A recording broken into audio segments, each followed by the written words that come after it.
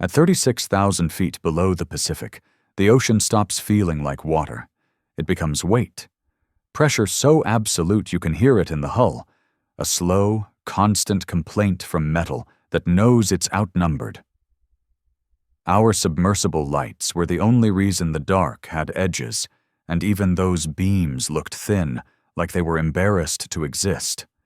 Then the sonar returned a shape that didn't belong down there. Not a boulder, not a vent chimney, not a wreck. Something symmetrical. Something that answered our pings like it was listening. I'm retired now. A Navy commander on paper, a regular man in my neighborhood. But I still wake some nights hearing that sonar tone, seeing a clean outline on a screen that should have been blank. Because what we found wasn't just life. It was intention. The mission never existed in any official log. On paper, we were supporting deep-sea mapping and equipment evaluation. Off paper, it arrived through a channel I'd earned over 25 years in uniform. The kind of call that doesn't explain, only asks if you can keep quiet. They chose me because I'd spent my career at the seam between operators and scientists. I spoke both languages, risk and data. When I asked what we were retrieving, the answer came back with surgical caution. An anomaly? I'd heard that word before on deployments, usually right before someone tried to make a clean report out of messy reality. In the fleet, an anomaly might be a sonar contact that vanishes when you turn the ship, or a magnetic spike everyone pretends is equipment drift. 9 times out of 10, it's nothing. The 10th time is why people like me get calls at night. On the support vessel, everything looked civilian until you paid attention. Overbuilt cranes, redundant comm arrays, people in polos who moved like trained personnel and never turned their backs to a door. On day 2, they rolled out the DSV, a pressure-rated deep-diving vehicle with a hull like a vault and manipulators that could peel basalt. Inside, it smelled of epoxy, machine oil, and recycled air. The pilot's hands never shook. The science lead's eyes never stopped working, and there were 3 observers who didn't introduce themselves. Before launch, the science lead showed me the trench profile, standard geology until the sidewall, where a sonar return formed a repeating pattern. Ribs, angles, geometry, with variation like biology. Could be rock, she said. Rocks don't repeat like that, I answered. One observer finally spoke. We're not here to prove. We're here to confirm. We launched before sunrise. The Pacific was calm, almost kind. You wouldn't know it hit a canyon deep enough to swallow mountains. The descent is slow enough to think about everything you'd rather not. Blue fades to ink. Life thins. The water becomes emptiness with falling snow, dead plankton, microscopic debris drifting forever. At 10,000 feet, you feel isolation. At 20,000, you stop expecting anything. At 30,000, the dark starts to feel physical. The pilot called out depth and hull temperature like a weather report, because if you let the numbers inside your head, you panic. The seafloor appeared in the headlights like a stage. Pale sediment, delicate trails, a handful of translucent animals vanishing as soon as they entered the beam. Then the sonar changed. Sharp edge, hollow center. The pilot adjusted our angle. There, the science lead whispered. Embedded in the trench wall was a structure half draped in silt and mineral crust. It wasn't smooth like rock, and it wasn't jagged like fresh basalt. It looked grown with geometry, lattice ridges repeating with the kind of imperfect intelligence you see in bone or coral. We held position. The manipulator arm extended, slow, respectful. The claw hovered inches from the surface. That's when our electromagnetic sensors spiked together. Clean rise, coherent, like a signal stepping into range. The hydrophones picked up a low tone too steady to be quake or vent. "It's interference," the pilot murmured. The science lead shook her head, eyes locked on the waveform. "No, it's coherent." The manipulator touched the lattice. A faint shimmer traveled through it like a ripple in a web. Then a section opened, not a door swinging, more like layers relaxing into a gap.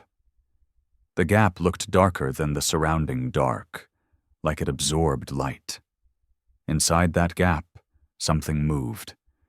Two pale forms drifted out and hovered in our beam. They didn't swim. They held position without visible propulsion, as if the water itself had decided to support them. Each was roughly the size of a large dog, with a silhouette that kept refusing my brain's categories. Long, tapering, like a manta folded into a vertical shape. Soft bands of bioluminescence pulsed across them. The pattern changed, faster, then slower, like they were matching a rhythm. The hydrophones caught a new tone, higher, modulated. The pilot whispered, "That's talking." I wanted to correct him, to keep us disciplined. But the modulation wasn't random. It was structured the way an alert is structured, the way a code is structured. One observer leaned forward. "Confirm visual," he said. "Visual confirmed," the pilot replied, and I heard his voice betray him. The forms drifted closer to our forward viewport. The pilot eased us back a fraction. Thrusters stirred silt. The forms paused, then adjusted, maintaining distance again. They were negotiating. The science lead turned to me. "Commander, what do we do?" Everyone wanted a human authority to make the unknown behave. I kept my voice steady, the voice I used on bridge watches and in crisis calls. "No sudden moves," I said. "Record, observe. Do nothing that looks like a threat." The observer with the clipboard said, "We need a sample." I stared at him. "We are not cutting pieces off something living at the bottom of the ocean." He didn't argue out loud, but I saw the resentment in his jaw, the kind that grows when control gets denied. The forms drifted away from our glass and back toward the opening. For a second, one rotated, and the pulses aligned into something that felt like a gesture. "I can change the signal.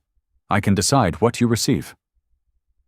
Behind them, deeper in the gap, faint points of light glowed like stars inside a cave. More. The abyss suddenly felt crowded. Then the turning point came from above, not below. A coded burst hit our comms channel. Abort criteria met. Pull back. Ascend. The observers stiffened. "We are not leaving," the clipboard man said. The pilot looked at me. "Commander?" I made the call that would haunt me either way. "We leave. Now." Not because I thought they'd attack, because I recognized the other danger. Humans who treat discovery like ownership. We had just confirmed something down there could respond, communicate, and control distance. And on the surface, there were people who would call that a resource. We backed away. The forms followed for a moment, then stopped at the edge of our lights as if respecting a boundary. As we rose, the hydrophones caught one last modulated tone. Lower, slower. It didn't sound like anger. It sounded like a marker. Back on deck, the debrief was colder than the trench. They didn't copy our recordings, they took them. Drives removed, cameras sealed, crew separated into different rooms. One man asked me, "Did you feel compelled?" "Compelled to do what?" I asked. "To believe," he said. That's when I understood the real mission. It wasn't only to confirm life, it was to control the story of it. They handed us a clean explanation to repeat if we ever spoke. Unknown bioluminescent fauna, rare deep-sea behavior, inconclusive data. They said it like a script. Then they reminded us, gently at first, then less gently, what happens to people who miscommunicate classified operations. I retired 2 years later. Not out of fear, exactly, out of fatigue. Because once you watch something in the deepest water on Earth respond with restraint, you stop believing your species is the only author of rules. I can't show you footage. I can't hand you the drives. If you're skeptical, you should be. Skepticism keeps your mind from being used. But I can tell you what it felt like to see an opening in a structure that looked grown, not built. To hear coherent tones rise from the abyss like a language you weren't meant to understand, only respect. And to realize the most unsettling part wasn't that they existed. It was that they held a boundary, which means somewhere, 36,000 feet below the surface, someone is living with rules. And the real question is what happens when humans decide they don't like them.